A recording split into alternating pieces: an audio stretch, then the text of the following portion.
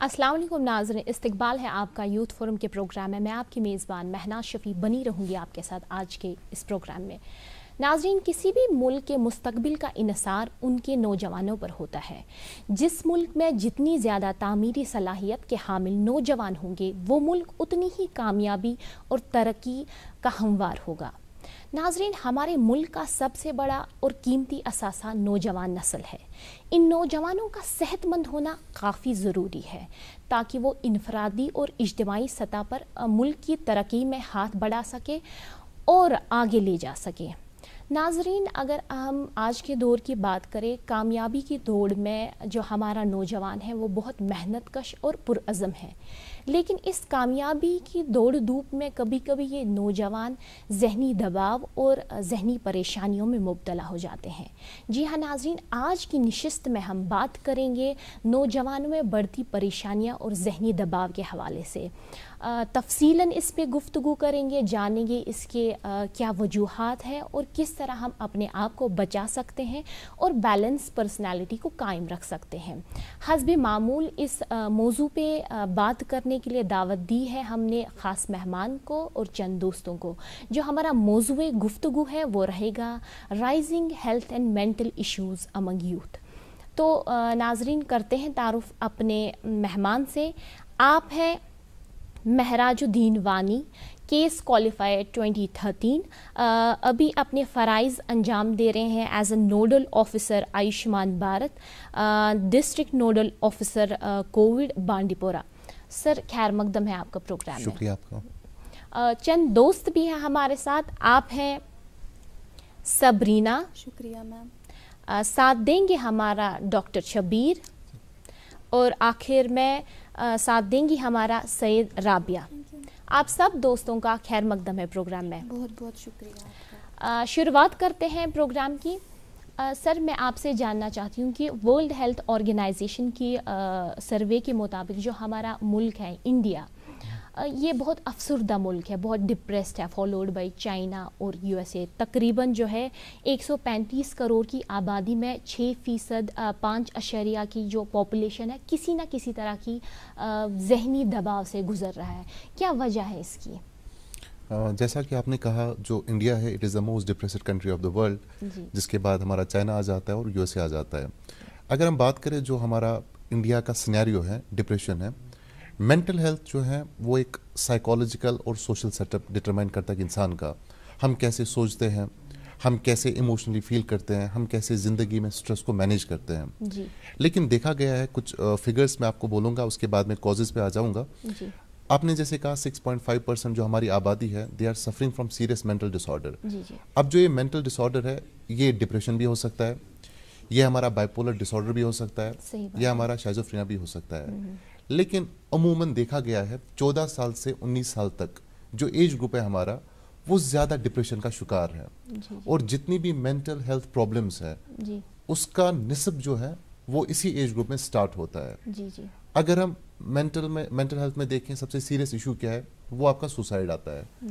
पर लाख पॉपुलेशन जो है 9.1 सुसाइड्स होती है इंडिया में। In world after every 40 seconds एक सुसाइड देखी जाती है।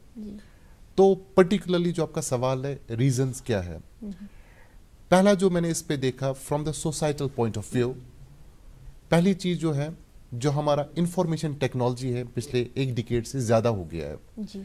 जो पर्सन टू पर्सन कम्युनिकेशन थी वो अब वर्चुअल हो गई है। सही बात है। पहले हम दोस्तों के साथ बैठते थे, हम गपशप करते थे तो इंसान रिलैक्स होता था, जिनको हम दरबार पिंड भी कहते थे। लेकिन आजकल जो है, आजकल अगर मैं अपने घर में बैठा हूं, मैं अपने भाई के साथ व्हाट्सएप पे बात करता हूं। सही बात है। दैट मीन्स उससे मेरी जहनी हालत जो है that is more dependent on technology. सही बात है। दूसरी चीज जो इसमें एक वजह है वो है सोशल स्टिग्मा। अगर मैं परेशान हूं, मैं मानने के लिए तैयार ही नहीं हूं मैं डिप्रेशन में हूं। सो अभी भी सोशल स्टिग्मा है इस चीज के साथ। अगर मैं बीमार हूं, मुझे आंख में दर्द है, मैं डॉक्टर के पास जाता हूं, लेकिन अगर मुझे मेंटली कोई इशू आता है तो मैं सोशली फील करता हूं, मुझे किसी को बोलने की जरूरत नहीं है। तो अगर अर्ली डिटेक्शन हो जाता है इसका तो प्रॉब्लम नहीं रहती। प्रिवेंशन में ही अगर हम इसको क्योर कर सकते तो वो ज्यादा अच्छा होता। तीसरी चीज जो मैंने देखी, हमारे पेरेंट्स का इसमें बहुत एक इम्पॉर्टेंट रोल है, जो मैंने एज ए सोशल थिंकर देखा पिछले 7-8 साल में, क्योंकि मैं पढ़ाने के साथ भी वाबस्ता हूँ, तो पेरेंट्स चाहते हैं जो उनके अनफुलफिल्ड ड्रीम्स हैं जी, वो अपने बच्चों से पूरा करवाना चाहते हैं। जी। उनके बच्चों की क्या मर्जी है, पेरेंट्स उसके बारे में सोचते ही नहीं है। वो चाहते हैं जो चीज मैंने नहीं की वो मेरा बच्चा करना चाहिए।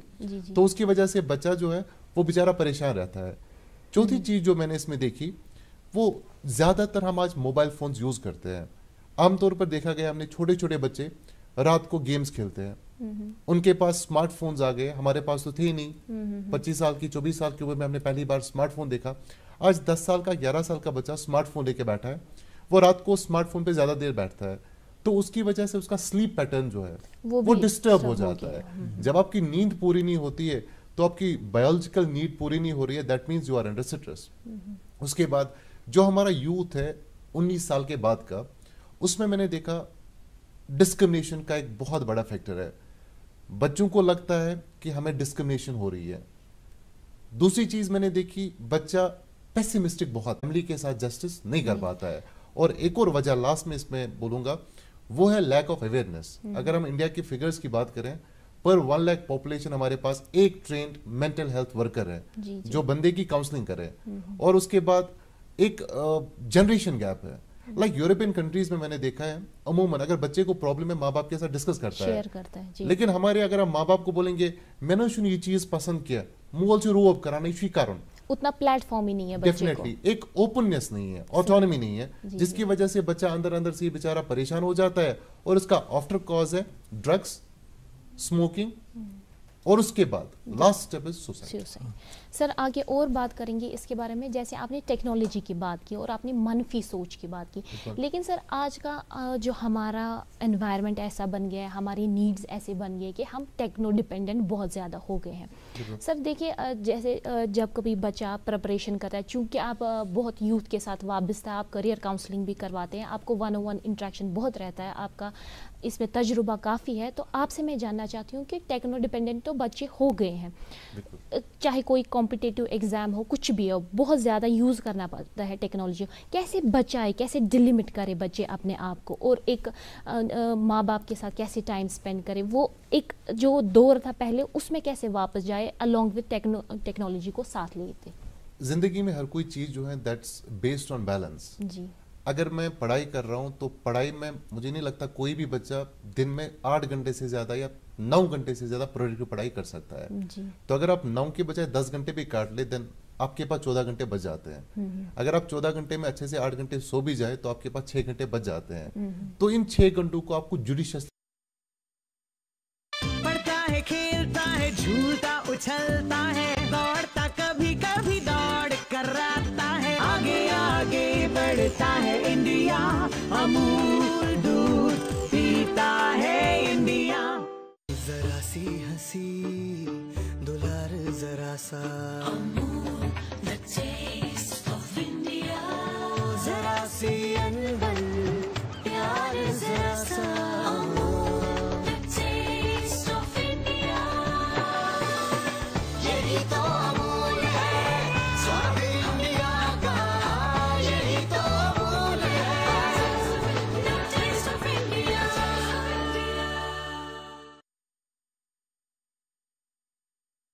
यूज करना है। अगर हम मोबाइल की जगह अपने माँ बाप के पास बैठे हैं, अपने दोस्तों से बात करें, अपनी प्रॉब्लम्स को शेयर करें, सोशल इंटरेक्शन ज्यादा बढ़ाए, तो मुझे लगता है वर्चुअल इंटरेक्शन से बेटर है आप सोशल इंटरेक्शन बढ़ाएं।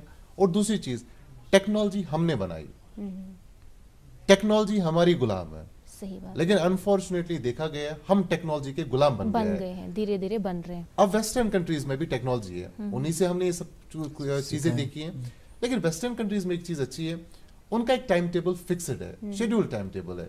लाइक वेस्टर्न कंट्रीज में सुबह, मैं फिनलैंड की बात करता हूँ, वो सुबह ऑफिस जाते हैं जल्दी, आफ्टरनून के बाद छुट्टी होती है, ताकि वो अपने बच्चों के साथ, अपनी फैमिली के साथ टाइम बिताए, टाइम स्पेंड करे, quality time. It is a balance. उनको गवर्नमेंट जो है लीव देता है हॉलीडेज के लिए, ताकि उनका मेंटल हेल्थ जो है वो अच्छा रहे, उनके बच्चों को कोई स्ट्रेस नहीं है। तो उस चीज की वजह से क्या होता है, उनकी लाइफ जो है क्वालिटेटिवली बहुत अच्छी इम्प्रूव हो जाती है। जैसे आपने फिनलैंड की बात करी, तो Finland is considered to be one of the most happiest country in the world, जो नॉर्डिक कंट्रीज है। जी शबीर, आपका कोई क्वेश्चन? सर, सबसे पहले मैं स्टार्ट करता हूँ अल्लामा इकबाल के इशारे से कि हया नहीं है ज़माने के आँख में बाकी, खुदा करे तुम्हारी जवानी रहे बेदाग।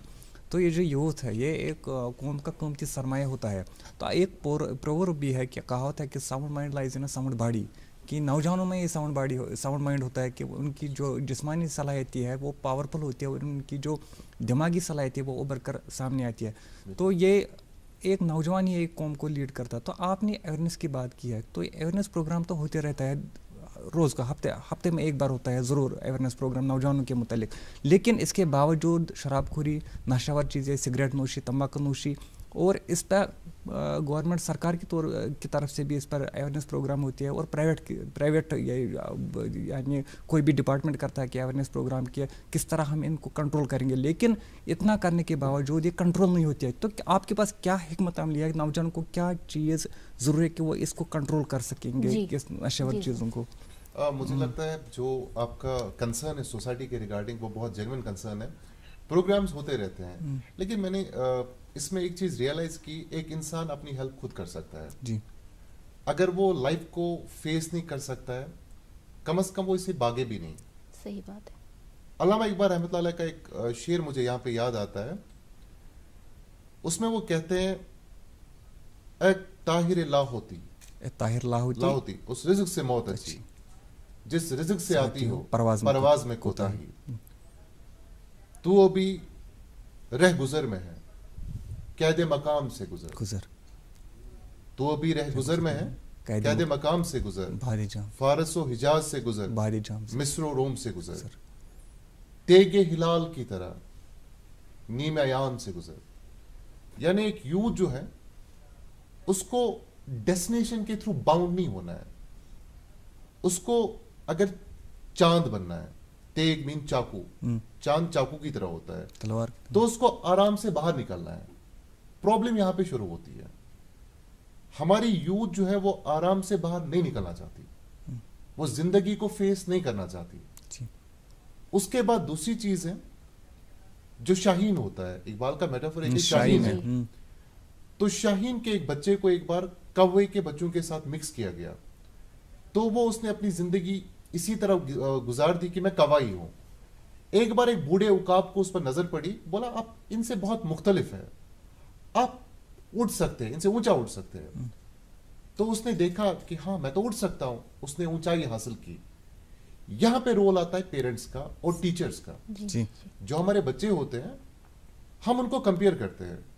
अगर मेरा बच्चा कम नंबर लाता है, मैं उसको रोज टॉन्ट करता हूं, वो बंदा काबिल है, आप कुछ नहीं कर रहे हो, तो कंपैरिजन बच्चे की कुव्वत को खा जाता है। दूसरी चीज है, हमारे पेरेंट्स को क्वेश्चन किया जाता है, अपने बच्चे को कहां भेजा, क्या कर रहा है, कौन सा सब्जेक्ट लिया, तो पेरेंट्स कुछ स्ट्रेस में आ जाते हैं और वो स्ट्रेस बच्चे पे आ जाता है।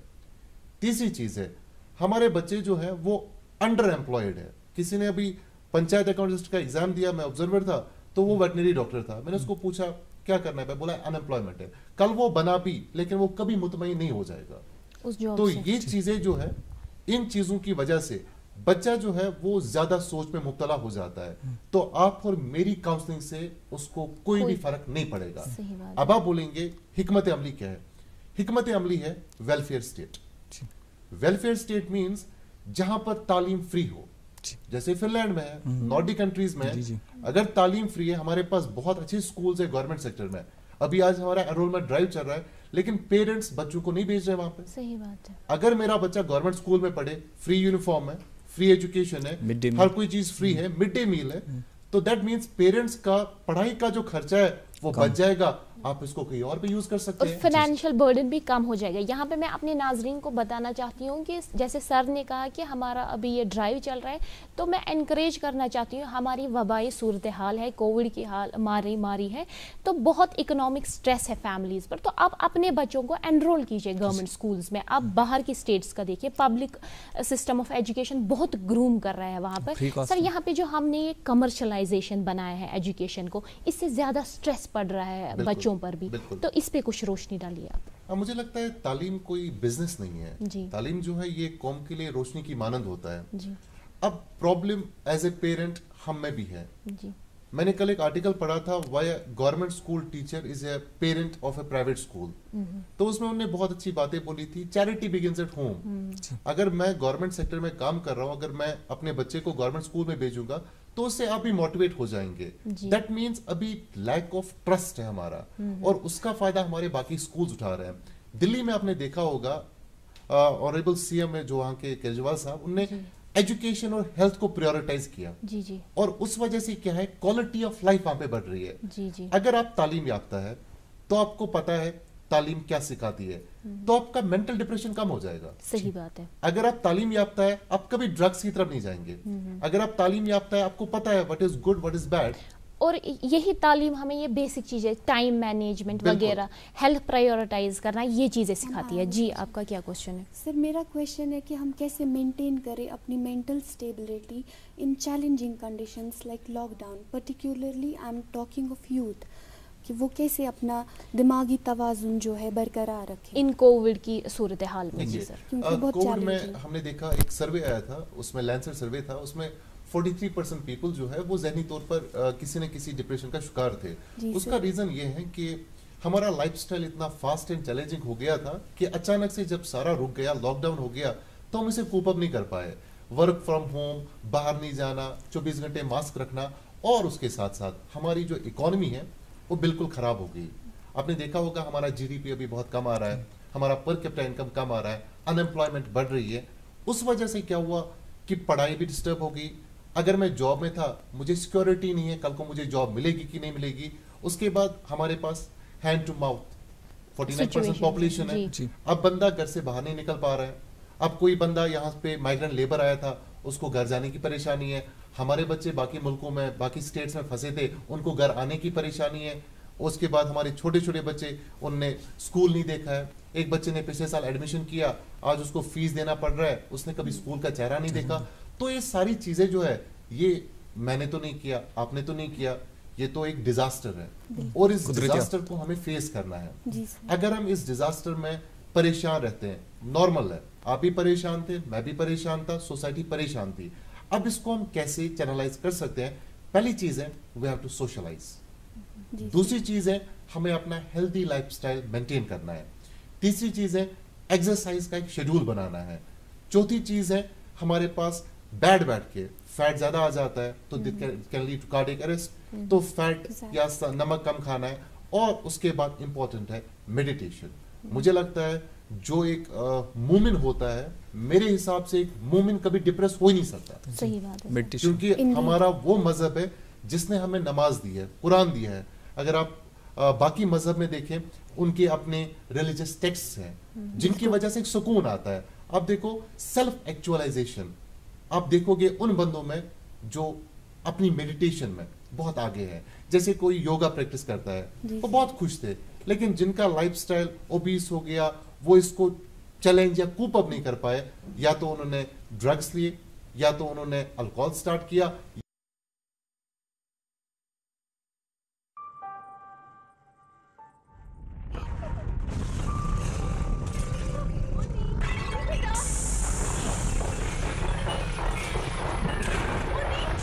तकनीकी सलाह लेकर घर बनाया, इसलिए ये सलामत है, वरना आज ही अपना भूकंप जोन जानिए और किसी स्ट्रक्चरल इंजीनियर से सलाह लीजिए। भूकंप में घर सुरक्षित तो आप सुरक्षित। आपके हित में तत्पर एनडीएमए।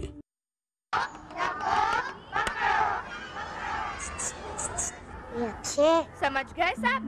Good, very good. एक बार फिर करेंगे। भूकंप आते ही खुली जगह में जाओ, ना जा पाए तो पहले झुको, सर को ढको, किसी चीज को मजबूती से पकड़ो या किसी कोने में सर ढककर खड़े हो जाओ। आप भी भूकंप से बचना सीखिए। तैयारी में है समझदारी। आपके हित में तत्पर एनडीएमए। या उन्होंने फाइनली सुसाइड की। Exactly. इसलिए हमें मस्बत सोच रखनी है और बहुत ही पॉजिटिव तरीके से आगे बढ़ना है। सर, आपने बात की मनफी सोच की और आपने कहा कि जो हमारा यूथ है बहुत ही मनफी सोचता है, नेगेटिव सोचता है, चाहे किसी एग्ज़ाम में फेल हो या कुछ हो। सर, बहुत रैपिड सोशल चेंज हो रहा है, बहुत प्रेशर आ रहा है, जैसे कि 1 साल तक मेडिकल पढ़ता है बच्चा, फिर 1 घंटे का एग्ज़ाम होता है, बहुत प्रेशर वाली सिचुएशन होती है इस बच्चे भी। कैसे वो कूप अप करे इस सिचुएशन को, अगर वो फेलियर भी फेस करता है, कैसे वो इस फेलियर को एक्सेप्ट करे? बिकॉज हमने यहाँ नॉर्मल बनाया है, जो हम सेलिब्रेट करते हैं, जो टॉपर्स होते हैं, फेलियर्स को कोई पूछता ही नहीं है, but failure is also a part of life. कैसे हम इस चीज़ को नॉर्मलाइज करो और यूथ को तैयार करें इस चीज़ के लिए? मुझे पहले एक चीज़ समझ नहीं आती है, हमने अपने जो काबिलियत है वो ग्रेड्स पे रखी है। जी जी। अगर कोई बच्चा टॉप करता है, उसके बाद उसका MBBS में मैंने देखा है सिलेक्शन नहीं होता है। जो बच्चा 40-50% में होता है वो कोई अच्छा काम कर लेता है। मैं खुद गवर्नमेंट स्कूल से पढ़ा हूँ, मैंने खुद गांव की लाइफ देखी है। तो जब मैं भी सिविल सर्विस में, मैंने इंजीनियरिंग के बाद सोचा मैं सिविल सर्विस में आ जाऊँ, तो मुझे भी बोला कि आप नहीं कर पाओगे, कोचिंग करनी है, बाकी चीज़ करनी है। तो मैंने 2 चीज़ों को गलत साबित किया। पहली चीज़ ये, कोचिंग के बिना भी आप क्वालिफाई कर सकते हो। दूसरी चीज़ ये, इंटरनेट और मोबाइल के बिना भी क्वालिफाई हो सकता है। तो नेगेटिव सोच को या कंपटीशन को, ये हर कोई चीज होती है प्रेशर पे। अगर आप अच्छे से प्रेशर को हैंडल कर पाते हो, आप कामयाब हो। मेरे लिए कोई टॉपर नहीं है, मेरे लिए कोई फेलियर नहीं है। मेरे लिए कश्मीर का हर एक नौजवान शाहीन है, और वो शाहीन जो है वो एक ऊंचाई उड़ने की उसमें सलाहियत है। अब बच्चों के, मैंने पहले ही कहा, एक्सक्यूजेस बहुत है। सही बात। अब कोई बोलेगा मैं गरीब हूँ, लेकिन मैं उसको ये कहूंगा, गरीबी में भी बहुत सारे लोग पढ़ते हैं, खुद ही न बेच गरीबी में नाम पैदा कर। मेरा तरीक अमीरी नहीं फकीरी है, खुद ही न बेच गरीबी में नाम पैदा कर। और उसके बाद दूसरी चीज, हमने कश्मीर में अपनी जिंदगी को J&K में पूरा 2 चीजों पे समेट लिया है, MBBS और सिविल सर्विस। लेकिन इसके बाहर एक बहुत बड़ी दुनिया है। आपने रिसेंटली देखा होगा, हमारे बच्चे स्पोर्ट्स में एक्सेल कर रहे हैं, सिंगिंग में एक्सेल कर रहे हैं, हमारे पास एंटरप्रेन्योर्स आ रहे हैं। मैं बहुत खुश हो जाता हूं जब हमारे पास छोटे बच्चे, छोटी बच्चियां अपने कुछ वेंचर स्टार्ट करती है। डिफरेंट, एक बच्ची आई थी लड़ीशा का एक रिवाइव किया, तो वो भी एक टैलेंट है। तो हमने MBBS और सिविल सर्विस की सोच से बाहर निकलना है, कुकून में अभी है, उससे निकलना है, और बच्चे को हमें फ्रीडम देनी है। उसके लिए गवर्नमेंट ने सबसे बेस्ट जो चीज की है वो है न्यू एजुकेशन पॉलिसी, जहां पर जो एजुकेशन है स्किल बेस्ड, उसमें बच्चों को ग्रेड्स पे डिस्क्रिमिनेट नहीं किया जाएगा। वोकेशंस भी है, ग्रेजुएशन में 4 साल भी है, 3 साल भी है, 2 साल भी है, 1 साल भी है। जी। और उससे क्या होगा, बच्चा जो है वो आगे बढ़ सकता है। और आपका एक एग्जाम, चाहे SSB का हो, चाहे PSC का हो, चाहे UPSC का हो, वो आपकी काबिलियत को डिटरमाइन नहीं कर सकता है। वापस आएंगे अपने टॉपिक पर। सर, जो मेंटल हेल्थ की हम बात करें, जो since you are the part of the system, policy making का क्या रोल है हमारे यूथ का और हमारे कश्मीर का या इंडिया का? जो मेंटल हेल्थ है उसके रिगार्डिंग क्या पॉलिसीज है हमारी हुकूमत हिंद की तरफ? हमारे पास ये मेंटल हेल्थ का जो टॉपिक है, ये 1982 से स्टार्ट हो गया था। हमारे पास एक प्रोग्राम है, नेशनल मेंटल हेल्थ प्रोग्राम, जिस प्रोग्राम के तहत आप 3 चीजें करते हैं। पहली चीज है, अगर कोई बीमार है उसको आप इलाज करते हैं, अगर कोई परेशान है उसको आप रिहेबिलिटेट करते हैं, और तीसरी चीज है काउंसलिंग। ये चीज मगर नेशनल लेवल पे थी, उसके बाद हमने इस चीज को लाया डिस्ट्रिक्ट लेवल पे। डिस्ट्रिक्ट लेवल पे हमारे पास काउंसलिंग सेंटर्स होते हैं। रिसेंटली हमने OSC में एक इनिशिएटिव लिया, सखी सेंटर्स ओपन किए, जहां पर अगर कोई डोमेस्टिक वायलेंस का केस है, कोई परेशान है, वो वहां पे आ सकती है। कोविड के टाइम पे सोशल एम्पावरमेंट मिनिस्ट्री ने एक हेल्पलाइन लॉन्च की जिसका नाम था किरण, जिसमें 24/7 अगर कोई बंदा परेशान है, वो आप उसको कॉल कर सकते हैं उस नंबर पे, वो आपको हेल्प प्रोवाइड कर सकते हैं। हमारे पास यहाँ पर SMHS में साइकेट्री का एक सेंटर है, डिस्ट्रिक्ट हॉस्पिटल्स में सेंटर्स हैं। उसके साथ साथ कोविड में हमारे बच्चे परेशान थे, टीचर्स, पेरेंट्स परेशान थे, तो मिनिस्ट्री ऑफ एजुकेशन ने उनकी काउंसलिंग स्टार्ट की ताकि उनका जो मेंटल लेवल है वो बराबर रहे। और मैंने आपकी चैनल के माध्यम से भी देखा, आपने भी बहुत अच्छे अच्छे प्रोग्राम्स किए हेल्थ एक्सपर्ट्स के थ्रू, जिन्होंने हमें कोविड में ये बताया कि आपको कैसे इस डिप्रेशन से बाहर आना है। बहुत बहुत शुक्रिया सर। जी, आपका क्या प्रोग्राम है? सर, जैसा कि आपने कहा कि तालीम याफ्ता जो लोग होते हैं वो मेंटल इलनेस से काफ़ी दूर होते हैं, पर देखा जाए आजकल तालीम याफ्ता लोग ही, मतलब हमारे एज ग्रुप में देखा जाए, वो मेंटल इलनेस के शिकार हैं। या तो फिर उनको डिप्रेशन इतना ज़्यादा हो जाता है कि वो सुसाइड तक पहुंच जाते हैं और सुसाइड कर लेते हैं, और लोगों को ये चीज़ बहुत बाद में पता चलती है कि वो डिप्रेस थे या कोई और वजह थी। तो आप क्या कहना चाहेंगे कि कुछ ऐसी जैसे कि आपने कहा कि काउंसलिंग के लिए अगर देखा जाए तो लोग काउंसलिंग से भागते हैं, वो सोचते हैं शायद हमारा बच्चा जो है वो पागल हो रहा है, अगर हम वहाँ लेंगे तो लोग ऐसा कहेंगे। तो उसके रिलेटेड आप क्या कहना चाहेंगे, पेरेंट्स को क्या मैसेज देना चाहेंगे जिससे उनको ये लगे कि नहीं, अगर उनका बच्चा मेंटली डिस्टर्ब है किसी वजह से और वो नहीं बता रहा है लेकिन वो देख सकते हैं कि अपना उनका बच्चा डिस्टर्ब है, तो वो ऐसा काउंसलिंग के लिए उनको लेके जाएं, ये ना करें कि उनको टैबू है हमारी सोसाइटी में, और पेरेंट्स का माइंडसेट कैसे चेंज हो। मुझे लगता है सबसे इम्पोर्टेंट चीज जो है वो एक बच्चा ही है। सब कुछ मिल जाता है लाइफ में, लेकिन पेरेंट्स को एक बच्चा वापस नहीं मिल सकता है। तो सबसे पहले हमें एक लाइफ की वैल्यू करनी है। अगर हम लाइफ को देखेंगे, लाइफ का मतलब ये नहीं है कि मैं जॉब करूं, लाइफ का मतलब ये नहीं है कि मैं पैसे कमाऊं, लाइफ का कंसेप्ट कुछ और ही है। पहले पेरेंट्स को, टीचर्स को, जिनका बहुत बड़ा रोल है, पेरेंट्स पहला स्कूल है, उसके बाद हमारे टीचर्स हैं। तो इसमें दो चीजें हैं। पहली चीज, जो मेंटल हेल्थ का जो टॉपिक है, ये बच्चे को करिकुलम में जरूरी होना चाहिए, एजुकेशन सिस्टम में it must be a part of curriculum, ताकि ये लगे इट्स अ नॉर्मल थिंग, इससे मुझे दूर नहीं भागना है। दूसरी चीज है, अगर पेरेंट्स को लगे कि बच्चा जो है वो उदास है, बिकॉज डिप्रेशन में होता क्या है, आपको पहले उस चीज में मजा आता था, मजा नहीं आता है। दूसरी चीज है उदासी है। तीसरी चीज है या तो आप ज्यादा सोते हैं या तो आप कम सोते हैं। चौथी चीज है आपको वर्थलेसनेस लगती है, आप बोलते हैं मुझे इसी का था। You got this point? तो अगर पेरेंट्स को ये चेंजेस बच्चे में लगे तो सबसे पहले बेस्ट स्कूल है मॉम। अगर माँ बच्चे के साथ बात करे तो बच्चा जो है वो अपनी प्रॉब्लम शेयर कर सकता है। बट सर कुछ केसेस में ऐसा होता है कि फैमिली का एटमॉस्फेयर ऐसा नहीं होता कि बच्चा अपने पेरेंट्स से वो खुल के शेयर कर पाए, तब ऐसी कौन सी चीजें हैं? ऐसी सूरत हाल में बच्चा कहाँ जाए सर? हमारे पास काउंसलिंग सेंटर्स हैं, हमने मास अवेयरनेस की है कि जिसको भी कोई प्रॉब्लम है, अगर बच्चा सामने भी नहीं आना चाहे तो वो फोन भी कर सकता है। आज हमारे पास मेडिटेशन में यूट्यूब है, बाकी चीजें। अगर पढ़ा लिखा बच्चा है वो तो ऑलरेडी देख सकता है कि मैं कैसी चीज से बाहर आ सकता हूँ। सर और आज के बच्चे इतने स्मार्ट है, एक्सेसिबिलिटी उनके पास इतनी ज्यादा है। जैसे आपने कही स्पिरिचुअल डेवलपमेंट की बात की, आपने टेक्नोलॉजी की बात की, आज का बच्चा इतना अवेयर है, बस हमें बच्चे को पुश करने की जरूरत है, बाकी वो खुद ही अपना रास्ता ढूंढ सकता है। मैं ऐड करना चाहता हूँ जी, हेल्थ की जो डिफिनेशन है सर आज के, man is said to be healthy if it is physically, mentally, socially and spiritually fit.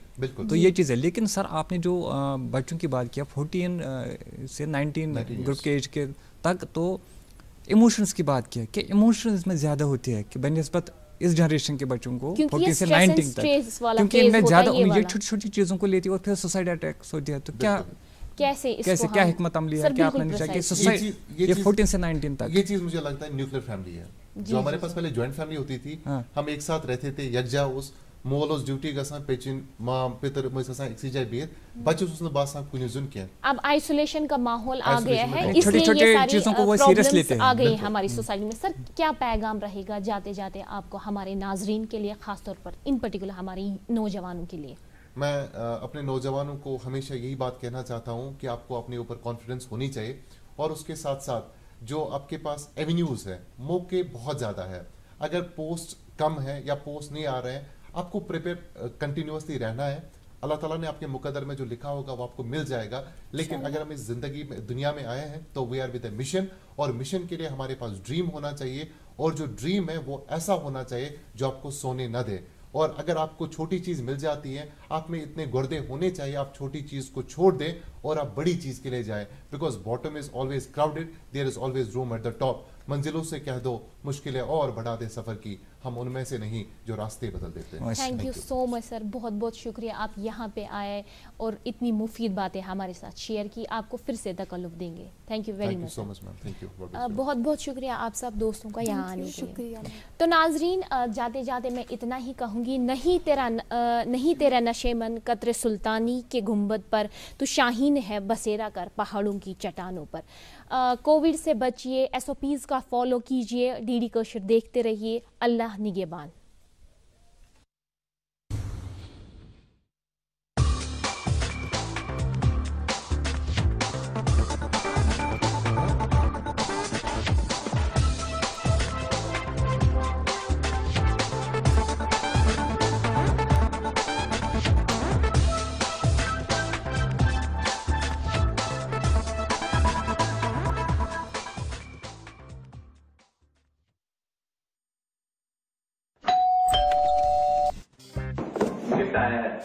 अरे वाह, लेजेंड की बैट, इससे मैं खेलूंगा। फ्यूचर बैटिंग लेजेंड मैं। इसमें जिसका नाम लिखा है बैट उसी को मिलेगी।